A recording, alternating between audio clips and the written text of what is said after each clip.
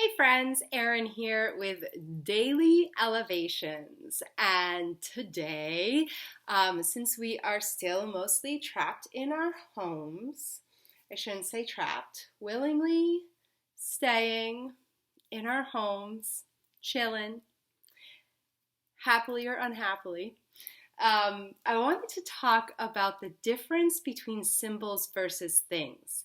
Nope, that's not what I mean. I mean symbols, which are things, versus experience.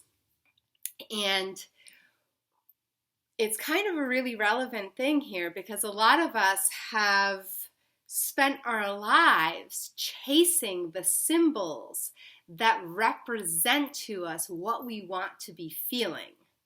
And as we are in our homes right now with most things closed, including gyms, there's nobody to show off to, all of those things, those symbols that we usually have access to kind of get the feelings we want, a lot of them aren't really here right now, which can lead us to feeling unhappy, frustrated, empty, unfulfilled, like all of this stuff. Where is that hit, that rush?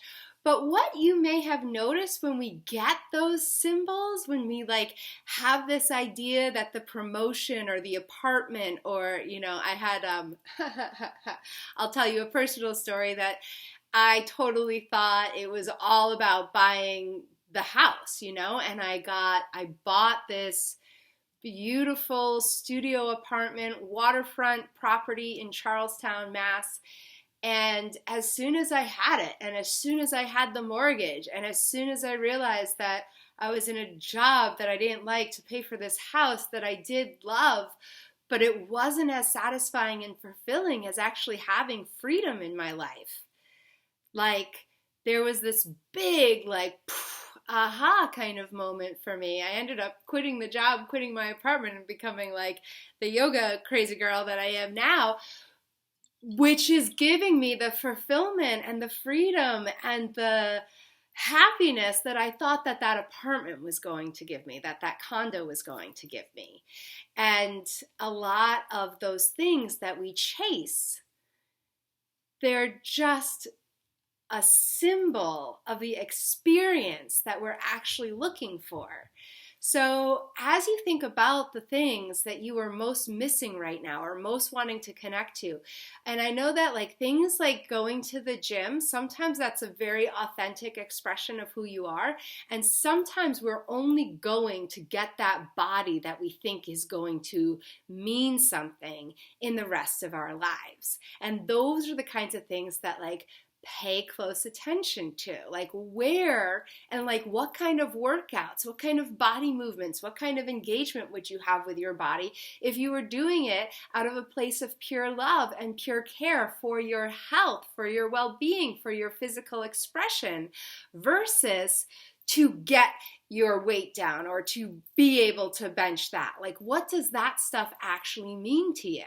And when you can figure out like, oh, if I were able to bench as much as I want, or if I weighed 120 pounds or whatever it is, like I would feel loved, I would feel successful, I would feel like I was valuable in some way. Especially as we're locked in here, unable to get to those things, this is a great opportunity to look at those experiences that we were chasing and to notice how with experience you can do many things to get it. It doesn't have to be that one symbol that we attach to it. So what could you do to feel successful right now? What could you do to feel loved? What are the other activities that could contribute to those feelings, those experiences in one instant, rather than needing to do all of this work day after day after day to maybe get it for an instant and realize, wait, this was very fleeting. Now I have to put some other symbol, some other goal ahead because I didn't learn how to like internalize that the experience is something that I can create many different ways, that I can hold on to whatever experience I want by channeling the thoughts in my mind and the ways that I'm interacting with the world. reality is that we all have everything that we need already in us. Fulfillment is right here. Fulfillment isn't out there.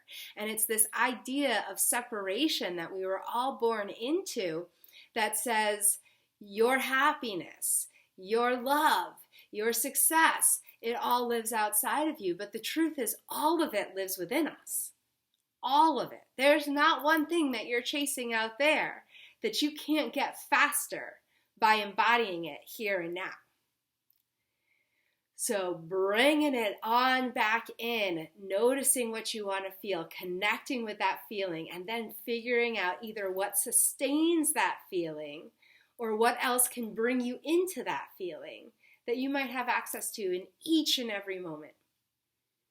So that's the difference between chasing symbols, chasing those things, chasing those status ideas, and actually connecting to an experience that we desire to have and noticing that there are infinite ways.